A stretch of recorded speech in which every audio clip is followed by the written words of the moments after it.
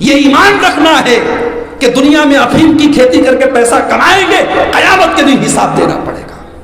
یہ ایمان رکھنا ہے کہ ہوٹل کے جس کمرے میں ہم نے غلط کام کیا تھا وہ ہوٹل کا کمرہ کل قیامت کے دن گواہی دے گا یہاں غلط کام ہوا تھا۔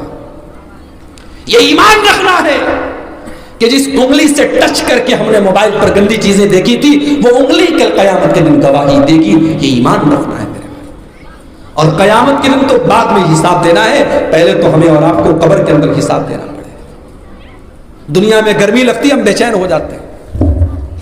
کلکتہ سے آپ کے فرق کا آنا تھا، مجھے میں اے سی میں بیٹھ کر کے آیا، دوپہر کا ٹائم تھا، نہیں صاحب گرمی برداشت نہیں ہوتی، طبیعت میری ٹھیک نہیں ہے، بخار ہے، سردی ہے، زکام ہے، مگر میں اے سی میں بیٹھ کے آیا، کیوں؟ گرمی برداشت نہیں ہوتی، دنیا کی گرمی ہم سے برداشت نہیں ہوتی۔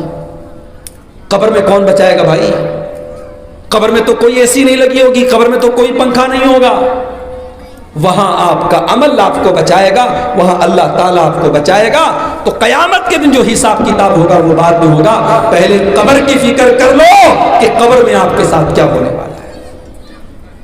ارے ہم لوگ تو اتنے کٹھور ہو گئے، ہمارے دل اتنے کٹھور ہو گئے کہ اپنے مردوں کو ہم آج قبرستان میں لے کر کے جاتے ہیں، دفناتے ہیں، کفناتے ہیں، پھر بھی ہمارے دل کی حالت میں کوئی پریورتن نہیں آتا، کوئی تبدیلی نہیں آتی، کوئی چینجنگ نہیں آتی، ہمارے دل میں اللہ کا ڈر پیدا نہیں ہوتا، ہمیں یہ احساس نہیں ہوتا کہ اس قبر میں ہم کو بھی آنا ہے اور اس قبر میں ہم کو بھی حساب دینا ہے۔ والیوم الآخر، قیامت کے دن کے اوپر تم ایمان لاؤ، والملائکتی، اور اللہ تعالیٰ کے فرشتوں کے اوپر تم ایمان لاؤ۔ فرشتے کون ہیں؟ اب پتہ نہیں فرشتے کو بنگلہ میں کیا بولتے ہیں، اردو میں تو فرشتہ بولتے ہیں، انگریزی میں اینجلز بولتے ہیں، اینجلز۔ فرشتے اللہ تعالیٰ کی ایک مخلوق ہے جن کو اللہ تعالیٰ نے نور سے پیدا کیا ہے۔ جیسے اللہ تعالیٰ نے انسان کو کیسے پیدا کیا؟ مٹی سے پیدا کیا۔ جنات کو کیسے پیدا کیا؟ آگ سے پیدا کیا۔ اور فرشتوں کو کس سے پیدا کیا؟ نور سے پیدا کیا۔ فرشتے کھانا نہیں کھاتے، جنات کھاتے ہیں، جنات کھانا کھاتے ہیں۔ اور جنات کا سب سے فیوریٹ کھانا کیا ہے؟ کوئی بتا سکتا ہے؟ بولو بھائی۔ گوبر اور ہڈی، یہ ان کا کھانا ہے۔ اچھا ہوا اللہ تعالیٰ نے ہم لوگوں کو انسان بنایا اور ہم لوگ بھی گوبر وبر کھا رہے ہوتے ہیں۔ تو فرشتے کھانا نہیں کھاتے، پانی نہیں پیتے، ان کو حاجت نہیں، ان کو ضرورت نہیں، ان کو آوشیکتا نہیں۔ اور فرشتے کوئی گناہ نہیں کرتے، فرشتوں کو جو آرڈر ملتا ہے وہ پورا کرتے ہیں، اللہ نے ان کو جو حکم دیا وہ پورا کرتے ہیں۔ تو اللہ کے فرشتوں پر بھی ہم ایمان رکھتے ہیں۔ والکتاب، اور اللہ تعالیٰ کی ساری کتابوں کے اوپر ہم ایمان رکھتے ہیں۔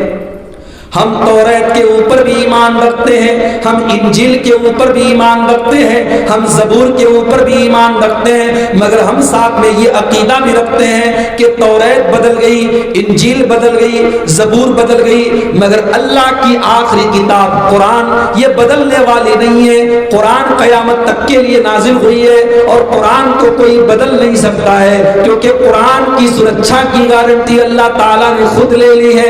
اِنَّا نَحْنُ نَزَّلْنَا الذِّكْرَ وَإِنَّا لَهُ لَحَافِظُونَ،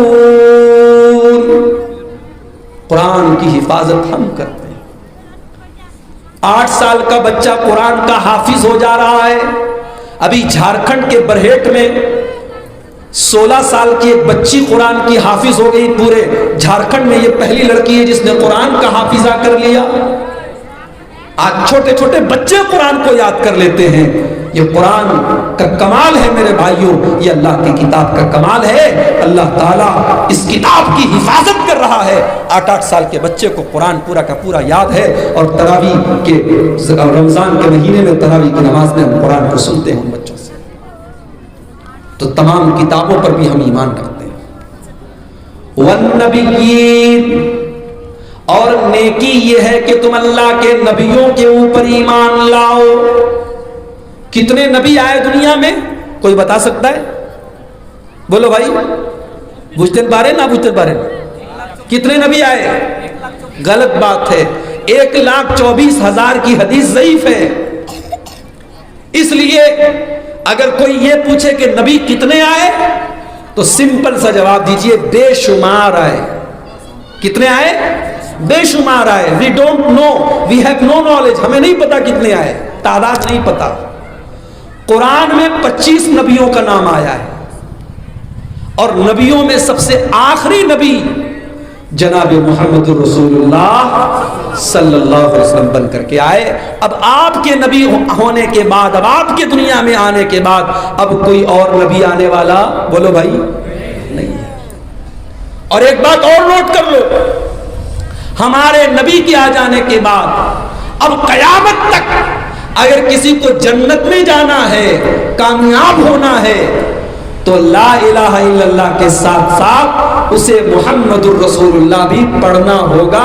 اگر کوئی لا الہ الا اللہ کو مانے, جیسے ہمارے بہت سارے غیر مسلم بھائی روزہ رکھتے ہیں رمضان میں, بہت سارے غیر مسلم بھائی اللہ کو ایک مانتے ہیں, مگر جنت میں جانے کے لیے محمد الرسول اللہ کی رسالت کو بھی ماننا پڑے گا, آپ کو اللہ کا رسول بھی ماننا پڑے گا. ان دونوں کے بغیر ہم کامیاب نہیں ہو سکتے. تو اللہ نے کہا نیکی یہ ہے کہ تم اللہ کے سارے نبیوں پر ایمان لاؤ. اس کے بعد فرمایا وَآتَ الْمَالَ عَلَىٰ حُبِّهِ ذَوِي الْقُرْبَىٰ, اور اے میرے بندو نیکی یہ ہے کہ تم اپنے مال کو دان کرو. مال کی محبت کے باوجود تم مال کو دان کرو. دیکھو مال کی محبت نیچرل ہے. کوئی اگر یہ کہتا ہے مجھے مال سے محبت نہیں ہے, جھوٹ بول رہا ہے.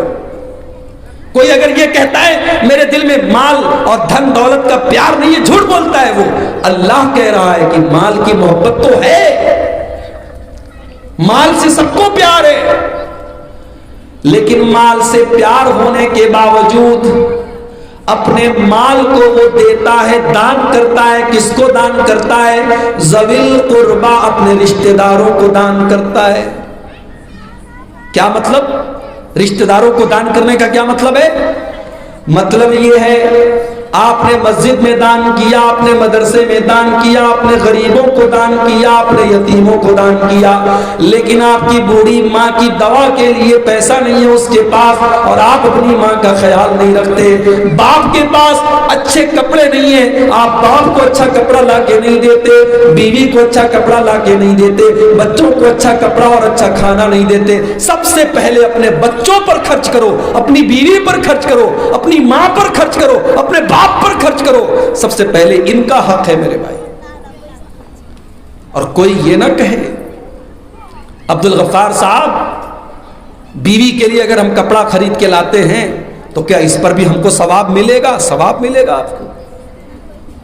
آپ نے اپنے بچوں کے لیے کھانے کا سامان آپ نے بچوں کو کھلایا, ثواب ملے گا آپ کو. اللہ کے نبی فرماتے ہیں کہ تم حلال طریقے سے جو بھی پیسہ کماتے ہو اور خرچ کرتے ہو اس پر تمہیں ثواب ملے گا.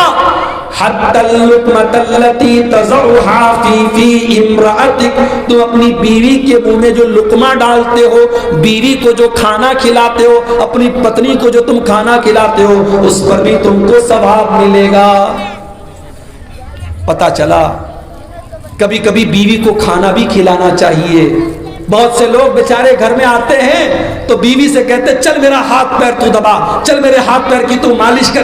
بیوی سے سیوا کروانا یہی کمال نہیں ہے. کبھی کبھی بیوی کے ساتھ بیٹھ کر کے اس کو محبت سے کھانا کھلانا یہ بھی رسول کی سنت ہے میرے بھائیوں. اس سنت کو بھی آپ زندہ کیجئے. اللہ کے نبی کہتے ہیں بیوی کے منہ میں سے تم لقمہ ڈالتے ہو, جو کھانا کھلاتے ہو, اس پر بھی تم کو ثواب ملے گا.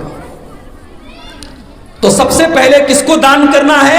اپنے رشتہ داروں کے اوپر, اپنے بیوی بچوں ماتا پتا ان کو تم ان کے اوپر خرچ کرو. اس کے بعد اگر آپ کے خاندان میں کوئی غریب ہے, ضرورت مند ہے, تو آپ سب سے پہلے اپنے خاندان, اپنے پریوار, اپنے گھر میں جو دیکھیے آپ کا چاچا ہے, آپ کا تایا ہے, آپ کے خاندان کا کوئی آدمی ہے, اگر وہ غریب ہے, وہ کمزور ہے, اس کو مدد کی ضرورت ہے, پہلے آپ اپنی زکات اس کو دیجئے, اس کو دان کیجئے, اس کی مدد کیجئے. اس کو آپ جب مدد کریں گے آپ کو ڈبل ثواب ملے گا. دان کرنے کا ثواب بھی ملے گا اور ایک رشتہ داری اور سمبند جو آپ اس کو قائم کیے ہیں, رشتہ داری کو جو نبھائے ہیں, اس کا ثواب بھی آپ کو ملے گا. والیتاما, اور اے میرے بندو نیکی یہ ہے کہ تم یتیم کے ساتھ پنیہ کرو، یتیم کو دان دو۔ یتیم کس کو کہتے ہیں؟ یتیم اس کو کہتے ہیں جس کے سر سے اس کے باپ کا سایہ اڑ جائے۔ بڑا بے سہارا ہو جاتا ہے وہ بچہ جس کے باپ کا سایہ اڑ جائے۔ اللہ ہم سب کے باپ کا سایہ ہمارے اوپر قائم رکھے۔ یتیم اور اناتھ، اس کے دل کا درد وہی جانتا ہے میرے بھائی۔ اور چونکہ ہمارے نبی اناتھ تھے، یتیم تھے، ہمارے نبی پیدا ہوئے تو باپ کو آپ نے نہیں پایا، اور 6 سال کی عمر میں آپ کی ماں بھی دنیا سے چلی گئی، اس لیے ہمارے نبی سے بڑھ کر کے یتیم کا اور اناتھ کا درد کون سمجھ سکتا ہے؟ اسی لیے اللہ کے نبی فرماتے ہیں انا وکافر الیتیم کہاتین، آپ اپنی دونوں انگلیوں کو ایسے دکھا کر کے، ایسے پردرشت کر کے آپ کہتے ہیں کہ یتیم کی پرورش کرنے والا، یتیم کا پالن پوشن کرنے والا، یتیم کا خیال رکھنے والا جنت میں میرے ساتھ ایسے رہے گا جیسے یہ دونوں انگلیاں ایک دوسرے کے ساتھ اٹیچ ہیں، جڑی ہوئی ہیں، ایک دوسرے سے لگی ہوئی ہیں، وہ جنت میں میرے ساتھ رہے گا جو کسی یتیم کی پرورش کرنے والا ہوگا۔ تو یتیم کے ساتھ آپ بھلائی کرو۔ مگر آج کیا ہوتا ہے؟ یتیم بھتیجے، اگر یتیم بھتیجا ہے، بھائی کا انتقال ہو گیا تو وہاں ہمیں فوراً شریعت کا مسئلہ یاد آ جاتا ہے کہ اگر بھائی باپ کی زندگی میں بیٹا مر گیا تو اب اس بیٹے کا کوئی حق نہیں ہے، تو یتیم بھتیجے کا کوئی حق نہیں ہے۔ اس یتیم بھتیجے کو در در کی ٹھوکر کھانے کے لیے ہم چھوڑ دیتے ہیں۔ اتنے بے رحم اور اتنے ہم دیا اور اتنے ہم مطلب دیا سے اتنے دور ہیں اور اتنے کرور ہو چکے ہیں، اتنے بے رحم ہو چکے ہیں کہ اس یتیم بھتیجے کو ہم در در کی ٹھوکر کھانے پر مجبور کر دیتے ہیں۔ یاد رکھیے میرے بھائی، ٹھیک ہے شریعت کا مسئلہ ہے، باپ کی زندگی میں بیٹے کا انتقال ہو گیا تو پوتا ڈائریکٹ اپنے دادا کی پراپرٹی کا وارث نہیں بنے گا، مگر شریعت نے تعلیم دی ہے ایسے موقع پر کہ دادا اپنے اس یتیم پوتے کو اپنی پراپرٹی میں 1/3 1/3 تک وصیت کر سکتا ہے، اور چاچا لوگوں کو بھی چاہیے کہ اپنے یتیم پوتے کے ساتھ ناانصافی نہ کریں۔ اگر یتیم کا مال آپ نے کھایا تو اللہ قرآن میں کیا کہتا ہے؟ ان الذین یاکلون اموال الیتامی ظلما انما یاکلون فی بطونہم نارا، جو لوگ یتیم کے اوپر اتیاچار کرتے ہیں، اس کا مال ناجائز طریقے سے کھاتے ہیں، وہ اپنے پیٹ میں جہنم کی آگ بھرتے ہیں۔ تو اللہ نے کہا والیتامی، یتیم کو دان کریں، والمساکین، اور مسکین کو دان کیجئے۔ مسکین کس کو کہتے ہیں؟ مسکین اس کو نہیں کہتے جو بھکاری ہوتا ہے، جو سڑک پہ سب سے بھیک مانگتا ہے۔ مسکین اس کو کہتے ہیں جو بیچارہ ہے تو ضرورت مند ہے، اس کے گھر میں چولہے میں آگ نہیں جل رہی ہے، اس کے بچے بھوکے ہیں، اس کے بچوں کے پاس ڈھنگ کے کپڑے نہیں ہیں، مگر وہ بیچارہ غیرت والا ہے، عزت والا ہے، اس کا آتم سمان، اس کی سیلف رسپیکٹ اس کو اجازت نہیں دیتی کہ وہ کسی کے آگے ہاتھ پھیلائے، وہ مسکین ہے۔ ایسے لوگوں کی مدد پہلے کرو، ایسے لوگوں کو دیکھو سماج میں، اور اگر ایسے لوگ ہیں تو پہلے ان کی مدد کرو۔ ہر آدمی دوسروں کے سامنے ہاتھ پھیلانا نہیں چاہتا میرے۔ والمساکین، مسکینوں کو دان کرو، وابن السبیل، اور مسافر کو دان کرو۔ یو پی کا کوئی آدمی بنگال میں آیا، بیگ چوری ہو گیا، پرس چوری ہو گیا، سامان چوری ہو گیا، اپنے یو پی کے اندر وہ لکھپتی بھی ہو، اگر آپ کے گاؤں میں، آپ کے شہر میں آ کر کے اگر وہ ضرورت مند ہو گیا تو آپ اس کی مدد کرو۔ اور بعض علماء کہتے ہیں کہ وابن السبیل کا مطلب ہے جو مہمان بن کر کے، اتیتھی بن کر کے آپ کے گھر میں آیا ہے تو مہمان کے اوپر آپ خرچ کیجئے۔ مہمان اور اتیتھی اگر آپ کے گھر میں آیا ہے تو ماتھے پر بل نہیں پڑنا چاہیے میری ماں بہنوں، بلکہ مہمان کا سواگت کرنا چاہیے، مہمان کی عزت کرنی چاہیے، مہمان کو اچھا کھلانا چاہیے، مہمان کو خوش کرنا چاہیے۔ اللہ نے کہا وابن السبیل، مہمان کے اوپر بھی تو اپنا پیسہ خرچ کرو۔ والسائلین، اور آپ کے گھر پہ جو مانگنے والے بھکاری آتے ہیں، جو ضرورت مند آتے ہیں، جو عورتیں آتی ہیں، جو بچے آتے ہیں، جو بڑے آتے ہیں، ان مانگنے والوں کو بھی آپ دان کیجئے۔ اگر آپ دان نہیں کر سکتے ہیں تب بھی شریعت نے آپ کو یہ اجازت نہیں دی ہے کہ آپ اس بھیکاری سے بدتمیزی سے بات کریں، اسے ڈانٹیں، اسے جھڑکیں، بلکہ اللہ نے قرآن میں کیا کہا؟ وَأَمَّا السَّائِلَ فَلَا تَنْهَرْ، اے نبی اگر سائل کو، اگر بھیکاری کو، اگر مانگنے والے کو دینے کے لیے آپ کے پاس کچھ نہیں ہے تو پریم سے کچھ میٹھی بات بول کر کے اسے رخصت کر دو، اسے ڈانٹو مت، اسے جھڑکو مت، اسے تیزی کے ساتھ بات مت کرو۔ وَفِي الرِّقَابِ، اور اللہ نے کہا دان کیجئے گردن کو چھوڑانے میں۔ پہلے کے دور میں غلامی کا دور چلتا تھا، مرد اور عورت غلام کے طور پر بکتے تھے مارکیٹ میں، بازار میں، تو اسلام نے غلام سے آزاد کرانے کے لیے دان کرنے کا حکم دیا۔ آج بھی بہت سارے بے قصور لوگ جیل میں سڑ رہے ہیں، آپ اپنی زکوٰۃ کی رقم سے، اپنے صدقہ خیرات سے، اپنے دان سے ان بے قصور لوگوں کو چھڑانے میں ان کی ہیلپ کر سکتے ہیں، ان کی مدد کر سکتے ہیں۔ وَأَقَامَ الصَّلَاةَ، اور نیکی یہ ہے کہ تم نماز قائم کرو۔ غور کرو میرے بھائیوں، میری ماں بہنوں، نماز پڑھنے کا حکم نہیں ہے، نماز قائم کرنے کا حکم ہے۔ نماز قائم کرنے کا مطلب یہ ہے کہ آپ رات میں 2 بجے تک بھی اگر جلسہ سن رہے ہیں اور صبح 5 بجے فجر کی اذان ہو رہی ہے، اپنی آنکھوں کو ملتے ہوئے آپ اٹھیں کہ نہیں صاحب نماز کے بعد ہم سو لیں گے لیکن نماز نہیں چھوڑیں گے۔ نماز قائم کرنے کا مطلب یہ ہے کہ آپ کلیا چک سے اور اپنے 16 مائل سے آپ کلکتہ گئے ہیں، اور کلکتہ میں آپ جب پہنچے ہیں ظہر کی اذان ہو رہی ہے، آپ نے وہاں جا کر کے نماز پڑھی لیکن آپ نے نماز کو چھوڑا نہیں ہے۔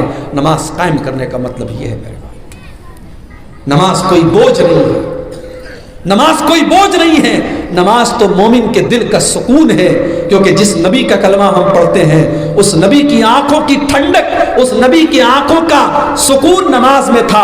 اس نبی نے فرمایا جو جعلت قرۃ عینی فی الصلاۃ، میری آنکھوں کی ٹھنڈک نماز ہے۔ اس نبی نے فرمایا یا بلال ارحنا بالصلاۃ، اے بلال جلدی سے اذان دے دو، جلدی سے نماز کھڑی کر دو تاکہ ہمارے دل کو سکون ملے۔ اس نبی نے اپنے انتم سمے میں، اپنی وفات کے پہلے، اپنی مرتیو کے پہلے، اپنے آخری سمے میں اس نبی نے اپنی امت کو کیا شکشا دی، کیا تعلیم دی؟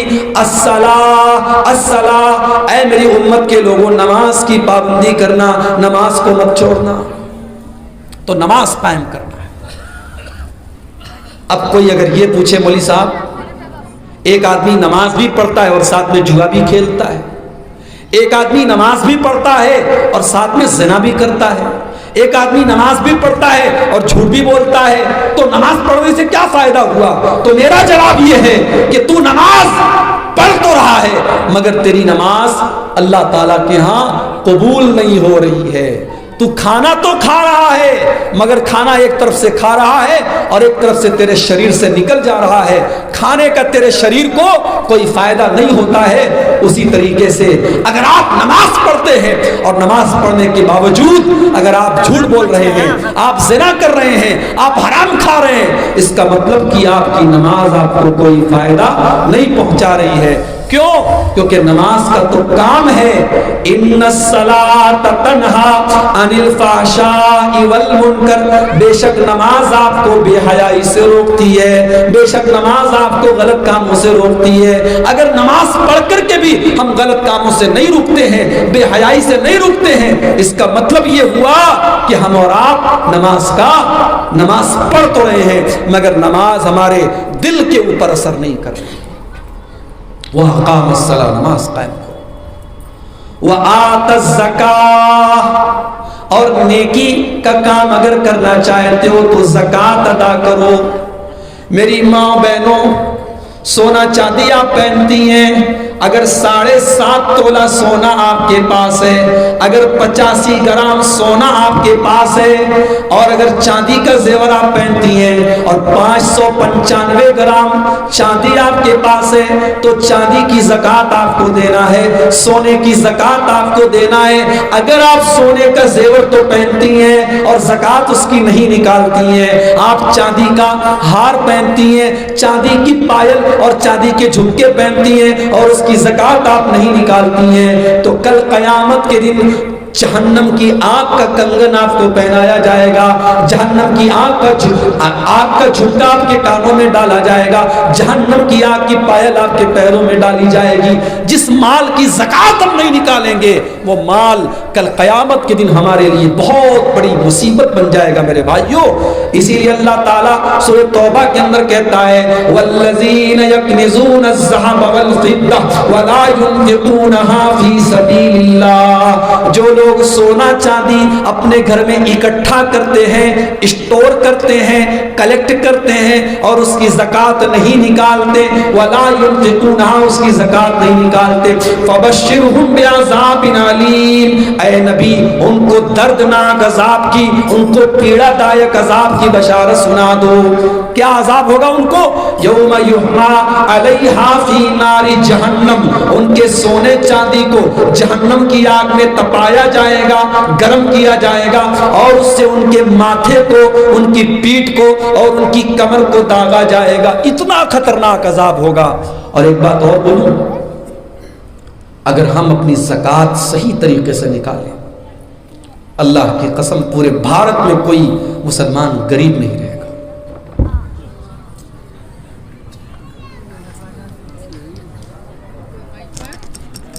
লাইন চলে গেছে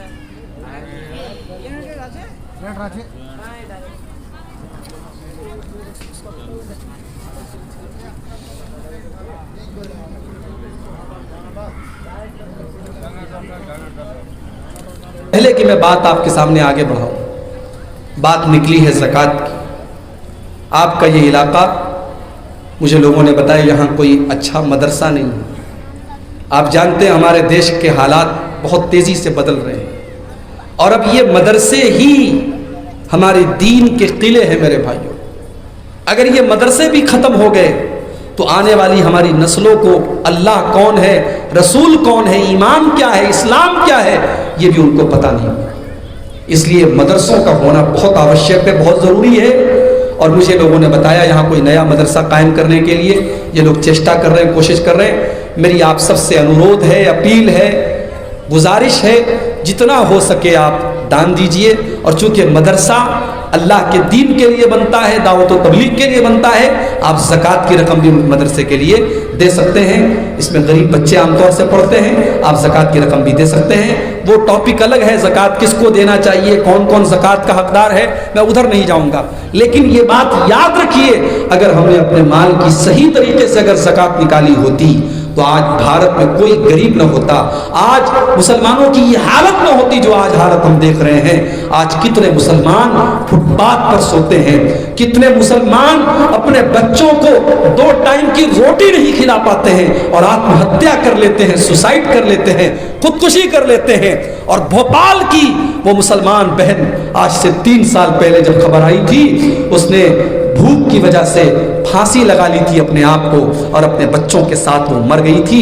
उस भोपाल की उस मुसलमान औरत ने पूरी उम्मत के मुंह पर थप्पड़ लगाया है कि तुम कैसे मुसलमान हो, तुमने ज़कात निकाली होती तो वो बेचारी भूख की वजह से जान न देती। मेरे भाइयों, आज भी अगर भारत में लोग भूख की वजह से मर रहे हैं तो ये बहुत अफसोस की बात है।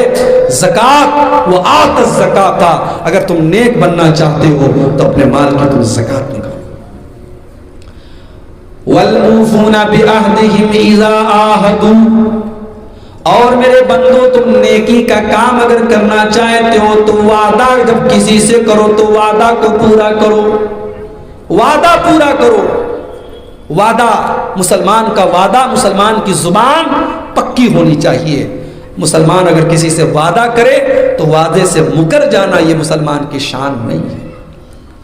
गज़वे बद्र का मौका है, मुसलमानों की तादाद 313 है, दुश्मन की तादाद 1000 है।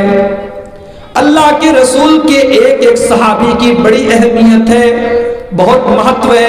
एक एक आदमी की जान बहुत कीमती है। اتنے میں ایک صحابی اللہ کے نبی کے پاس آتے ہیں، حضرت حذیفہ ابن یمان رضی اللہ تعالیٰ عنہ، اور وہ کہتے ہیں اے اللہ کے نبی، مجھے مکہ کے کافروں نے پکڑ لیا تھا اور مجھے اور میرے باپ کو انہوں نے اس شرط پر چھوڑا ہے کہ ہم مسلمانوں کا ساتھ نہیں دیں گے، ہم آپ کا ساتھ نہیں دیں گے۔ جب ہم نے ان سے یہ وعدہ کیا تب انہوں نے ہم کو چھوڑا ہے، لیکن اے اللہ کے نبی یہ بدر کی لڑائی ہے، یہ اسلام کی پہلی لڑائی ہے، ہم نے ان سے وعدہ تو کر لیا ہے مگر ہم آپ کے ساتھ آئے ہیں اور ہم آپ کے ساتھ لڑائی میں جائیں گے۔ اللہ کے نبی نے فرمایا نہیں نہیں، یہ نہیں ہو سکتا، تم نے وعدہ کر لیا ہے، میرے پاس 313 لوگ ہیں، مجھے ایک ایک آدمی کی ضرورت ہے، مگر میں وعدہ نہیں توڑ سکتا، میں وعدہ کی وعدہ خلافی نہیں کر سکتا، انصرفا، تم دونوں واپس چلے جاؤ، ہم تمہیں لڑائی کے میدان میں نہیں لے کر کے جائیں گے۔ یہ ہوتا ہے وعدہ۔ آج مسلمان کے وعدے کا کوئی لحاظ نہیں، جھوٹ بولنا، وعدہ خلافی کرنا اور امانت میں خیانت کرنا، یہ 3 نشانی اللہ کے نبی نے بتائی تھی، منافق کی نشانی ہوتی ہے۔ افسوس کی بات ہے آج مسلمان کی نشانی بن چکی ہے۔ آج مسلمان بزنس کرتا ہے، کاروبار کرتا ہے تو یہ تینوں چیزیں اس کے اندر ہوتی ہیں۔ وہ جب بولتا ہے تو جھوٹ بولتا ہے، وعدہ کرتا ہے تو وعدہ خلافی کرتا ہے، اور امانت رکھی جائے تو خیانت کرتا ہے۔ میرے بھائیوں، اللہ نے کہا اگر نیک بننا چاہتے ہو، اگر نیکی کا کام جاننا چاہتے ہو، والموفون بعہدہم اذا عاہدوا، تو جب وعدہ کرو تو وعدے کو پورا کرو۔ یہ ہو گئی 14 چیزیں۔ اب 2 چیزیں اور ہیں جو میں بات کر کے اپنی بات کو سماپت کرنے جا رہا ہوں، اور بات پوری کرنے کے پہلے میں 3 سوال بھی کروں گا جیسا کہ میں نے وعدہ کیا تھا۔ مردوں میں سے یا عورتوں میں سے اگر کوئی بھی جواب دے دے گا انشاءاللہ میں اپنی طرف سے کچھ اس کو انعام بھی دوں گا۔ تو آئیے آگے بڑھتے ہیں۔ والموفون بعہدہم اذا عاہدوا، اپنے وعدے کو پورا کرنے والے یہ بھی نیک لوگ ہیں، یہ بھی نیکی کا کام ہے۔ والصابرین فی الباساء والضراء، اور نیکی کرنے کا 15واں کام یہ ہے، 15ویں چیز یہ ہے کہ تم صبر کرنے والے بن جاؤ، اپنے اندر صبر پیدا کر لو، مصیبت میں، پریشانی میں، بیماری میں۔ بیماری آتی ہے، ہماری زبان سے غلط جملے نکل جاتے ہیں۔ بچہ بیمار ہو گیا، ماں کہتی ہے اللہ کو کوئی اور نہیں ملا تھا، میرا بچہ ملا تھا۔ پتی بیمار ہو گیا، شوہر بیمار ہو گیا، عورتیں کہتی ہیں میرے ہی شوہر کو بیمار ہونا تھا، میرے ہی پتی کو بیمار ہونا تھا۔ بیماری میں کبھی کبھی ہم یہ بھی کہہ دیتے ہیں کہ یا اللہ مجھے اٹھا لے، نہیں کہنا چاہیے میرے بھائیوں، صبر کیجئے۔ حضرت ایوب علیہ السلام نے کیسے صبر کیا تھا؟ ایوب علیہ السلام اللہ کے ایسے نبی تھے جن کو اللہ نے بڑا خوبصورت بنایا تھا، بہت پیسے والے تھے، بہت سارے ان کے بچے تھے، مگر جب اللہ تعالیٰ نے ان کی پریچھا لی، ان کا امتحان لیا، پورے بدن پہ زخم ہو گیا، پورے بدن میں زخم ہو گیا، بچے ساتھ چھوڑ کر کے چلے گئے۔ 4 بیویاں تھی، 3 بیویاں بھی چھوڑ کے چلی گئیں، صرف ایک بیوی بیچاری تھی، وہ بیچاری خدمت کرتی تھی، سیوا کرتی تھی، شوہر کے زخموں کو دھلتی تھی۔ حضرت ایوب علیہ السلام کی دولت بھی ختم ہو گئی، بچے بھی چھوڑ کے چلے گئے، بیویاں بھی چھوڑ کے چلی گئیں۔ صبر دیکھیے ان کا صبر میرے بھائی۔ حضرت ایوب علیہ السلام اللہ سے دعا کرتے ہیں، رب انی مسنی الضر وانت ارحم الراحمین، اے اللہ میں بیمار ہوں، میں تکلیف میں ہوں، میں تڑپ رہا ہوں، میں پیڑا میں ہوں، مگر اے اللہ میں تجھ سے کوئی شکایت نہیں کر رہا ہوں۔ اے اللہ تو تو رحم کرنے والا ہے، تو ارحم الراحمین ہے، اے اللہ تو اپنے بندے ایوب کے اوپر بھی اپنا رحم فرما، اے اللہ میری بیماری کو دور کر دے، میری تکلیف کو دور کر دے۔ اللہ نے دعا قبول کی اور ایوب علیہ السلام بالکل ٹھیک ہو گئے، ان کے بچے بھی ان کے پاس واپس آ گئے، ان کی ساری دولت بھی ان کو مل گئی۔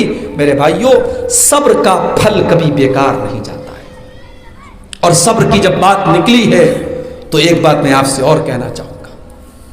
ابھی کرناٹک میں حجاب کا مسئلہ آیا، آپ نے وہ ویڈیو بھی دیکھا کہ جب کرناٹک کے کالج میں ہماری ایک مسلمان بہن حجاب میں جاتی ہے، چاروں طرف سے گنڈے اسے گھیر لیتے ہیں اور وہ بھڑکاؤ قسم کے نعرے لگا رہے ہوتے ہیں۔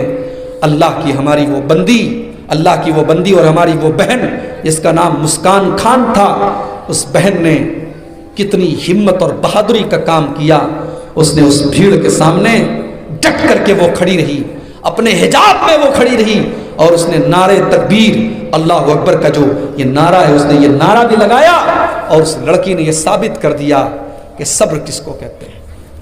صبر یہ ہے کہ جب لڑکیاں بے پردہ گھومیں، لڑکیاں بے حجاب گھومیں، ایک مسلمان بہن بیچاری وہ پردے اور حجاب میں کالج جاتی ہے، اس کو کہتے ہیں صبر. میرے بھائیو، صبر یہ ہے کہ جب آپ کے ساتھی، آپ کے دوست، آپ کے ساتھ اٹھنے بیٹھنے والے شراب کے نشے میں دھت رہتے ہیں، لیکن آپ اپنے آپ کو شراب سے بچا کے رکھتے کہ نہیں صاحب، میری شریعت میں، میرے اسلام میں شراب کی اجازت نہیں ہے. یہ صبر ہے میرے بھائی.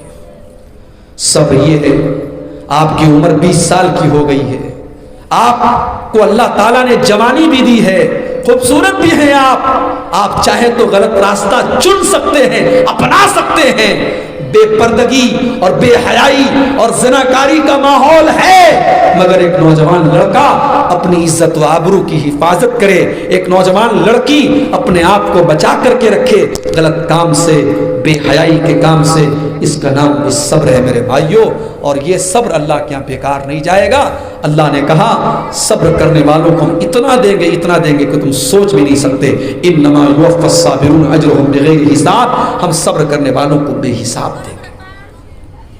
تو یہ 15ویں چیز ہے کہ ہم صبر کریں. اور آخری چیز وحین البعث، اور نیکی یہ ہے کہ تم میدان جنگ میں جب دشمن کا مقابلہ ہو رہا ہو، جب دشمن سے مٹ بھیڑ ہو رہی ہو، جب دشمن سے لڑائی ہو رہی ہو اور میدان جنگ میں تم دشمن سے لڑنے کے لیے گئے ہو، تو تم میدان جنگ میں ڈٹے رہو، پیٹ پھیر کر کے نہ بھاگو. پیٹ پھیر کر کے بھاگنا یہ مسلمان کی شان نہیں ہے. نیکی یہ بھی ہے کہ جنگ کا میدان ہے اور مسلمان دشمن سے مقابلہ کرنے کے لیے گیا ہے تو جنگ کے میدان میں وہ ڈٹا رہے، وہ جمع رہے، وہ میدان چھوڑ کے نہ بھاگے. یہ بھی نیکی کا کام ہے. تو یہ نیکی کے ٹوٹل 16 کام اللہ تعالیٰ نے اس ایک آیت کے اندر گنائے ہیں. اور اس کے بعد فرمایا اولئک الذین صدقوا، اولئک الذین صدقوا. یہ 16 کام اگر تم اپنے اندر پیدا کر لو تو میرے بندو تم اللہ کے سچے بندے بن جاؤ گے. وَأُولَئِكَ هُمُ الْمُتَّقُونَ، اور اللہ کے متقی بندے، پرہیزگار بندے بن جاؤ گے. تو یہ 16 چیزیں ہم اپنے اندر پیدا کریں گے، بولو بھائی انشاءاللہ. نماز کی پابندی کریں گے، انشاءاللہ کریں گے. اپنے مال کی صحیح زکوٰۃ ہم نکالیں گے، انشاءاللہ ہم نکالیں گے. اور اب آئیے میں تقریر ختم کرنے جا رہا ہوں. 16 چیزیں میں نے آپ کے سامنے بیان کر دی ہے. سوال میں آپ سے یہ کرنے جا رہا ہوں. پہلا سوال میرا یہ ہے کہ جو 16 چیزیں میں نے بیان کی ہیں اس میں سب سے پہلی چیز میں نے کیا بیان کی ہے؟ کوئی بتا سکتا ہے؟ ماشاءاللہ، اللہ کے اوپر ایمان لانا. کیا نام ہے بھائی آپ کا؟ آپ اپنا نام یہاں بتا دیں، آپ کو انشاءاللہ انعام دیا جائے گا. دوسرا سوال میرا آپ سے یہ ہے کہ میں نے جب یہ کہا کہ اللہ کے اوپر ایمان لانا ہے، اللہ کون ہے، اللہ کا انٹروڈکشن کیا ہے، اللہ کی پہچان کیا ہے، قرآن کریم میں کون سی آیت میں نے پڑھ کے بتائی تھی اللہ تعالیٰ کی پہچان؟ اب اتنے سارے لوگوں کو کون انعام دے گا بھائی؟ تو آیت الکرسی اللہ تعالیٰ کا انٹروڈکشن کراتی ہے. اچھا، مسکین کس کو کہتے ہیں؟ مسکین اور سائل میں کیا فرق ہے؟ کوئی بتا سکتا ہے؟ مسکین کس کو کہتے ہیں؟ بیٹھے رہتے ہیں،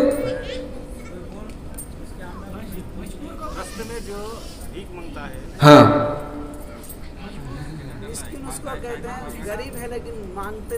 مانگتے نہیں ہے نا. ماشاءاللہ.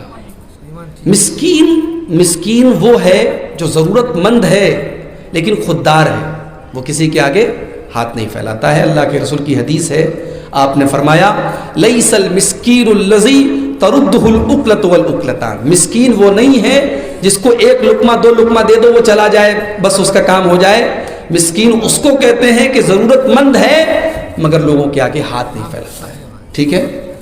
اس کے بعد تیسرا اور آخری سوال کہ اللہ تعالیٰ نے ان 16 چیزوں میں ایک چیز یہ بھی بیان کی ہے کہ صبر کیا جائے. ایک تو کہا فی البأسا تکلیف میں، والضراء مصیبت میں. صبر کی تیسری قسم کیا ہے؟ تیسرا کون سا مقام ہے جہاں ہم کو صبر کرنا ہے؟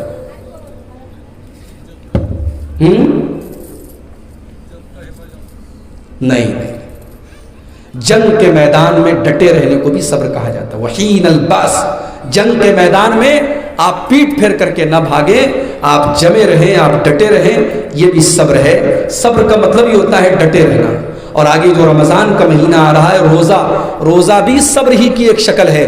روزہ آپ کو اپنے نفس کو کنٹرول کرنا سکھاتا ہے کہ جب آپ 14 گھنٹے بھوکے رہ سکتے ہیں، پیاسے رہ سکتے ہیں، اپنے نفس کو اتنا کنٹرول کر سکتے ہیں، تو پھر اپنے نفس کو آپ اور بھی غلط چیزوں سے انشاءاللہ بچا کر کے آپ رکھ سکتے ہیں. تو میرے بھائیوں، یہ 16 چیزیں ہیں جو نیکی کے راستے ہیں. اور میری آپ سب سے گزارش ہے کہ آپ جو ہے قرآن کریم کو انواد کے ساتھ پڑھنے کی چیشٹا کیجیے. قرآن کا اردو بھی ترجمہ آتا ہے اور بنگلہ میں بھی انواد آتا ہے، اور تفسیر احسن البیان جہاں تک میری نالج ہے وہ بنگلہ زبان میں بھی آ چکی ہے. آپ اس کو خرید لیں، اگر آپ کے پاس نہیں ہے آپ اس کو لے لیں. اور اس بار رمضان میں آپ چیشٹا کریں، کوشش کریں کہ آپ 1 پیج 2 پیج جتنا بھی آپ سے ہو سکے آپ انواد کے ساتھ پڑھیں. اور یہ جو آیت جس کی پوری ایکسپلینیشن اور جس کی تفسیر پر آج میں نے پوری تقریر کی ہے، سورہ بقرہ کی 2 پارے کی آیت نمبر 177، اس آیت کو آپ ضرور جو ہے اس کو سمجھنے کی کوشش کریں. آئیے ہم اللہ سے دعا کرتے ہیں رب العالمین نیکی کے جو 16 کام میں نے آپ کے سامنے بیان کیے ہیں، اللہ تعالیٰ مجھے اور آپ سب کو ان کاموں پر عمل کرنے کی توفیق عطا فرمائے. اللہ تعالیٰ ہم سب کو ایمان والا بنائے، اللہ نماز کا پابند بنائے، اللہ زکوٰۃ دینے والا بنائے، اللہ نیکی کے راستے میں خرچ کرنے والا بنائے، اللہ کسی کا محتاج نہ بنائے، اللہ حلال کمائی کھانے اور کمانے کی ہم سب کو توفیق دے، اللہ حرام کمائی سے ہم سب کو بچائے. اللہ ہماری ماں بہنوں کو بھی دیندار بنائے، اللہ ہماری ماں بہنوں کو اسلامی پردے پر چلنے والا بنا دے. رب العالمین آپ کے اس علاقے میں، اس گاؤں میں، اس محلے میں ایک اسلامی مدرسہ آپ سب کو قائم کرنے کی توفیق عطا فرمائے. میرے بھائیو، اپنا گھر بنانا ہوتا ہے، ہم 100 کوشش کرتے ہیں اور بنا کے رکھ دیتے ہیں. مدرسے کی بات آتی ہے تو ہمارا دل پیچھے ہٹنے لگتا ہے. پیچھے نہیں ہٹنا چاہیے، ہم آگے بڑھیں اور جتنا ہو سکے دل کھول کر کے ہم اس مدرسے کو قائم کرنے کی کوشش کریں. اور میں یہ امید کرتا ہوں کہ آئندہ جب میں 16 مائل میں آؤں گا تو یہاں ایک مدرسہ انشاءاللہ قائم ہو جائے گا. اس امید کے ساتھ میں آپ سے رخصت ہو جاؤں گا. ان کو دیجیے، ادھر دیجیے جو دینا ہے. اللہ تعالی ہمیں توفیق دے کہ ہم اللہ کے راستے میں خرچ کریں. جو ہم میں سے بیمار ہیں اللہ ان کو شفا عطا فرمائے. جو اپنی بہن اور بیٹی کے رشتے کے لیے پریشان ہیں اللہ ان کی بیٹیوں اور بہنوں کو دیندار رشتہ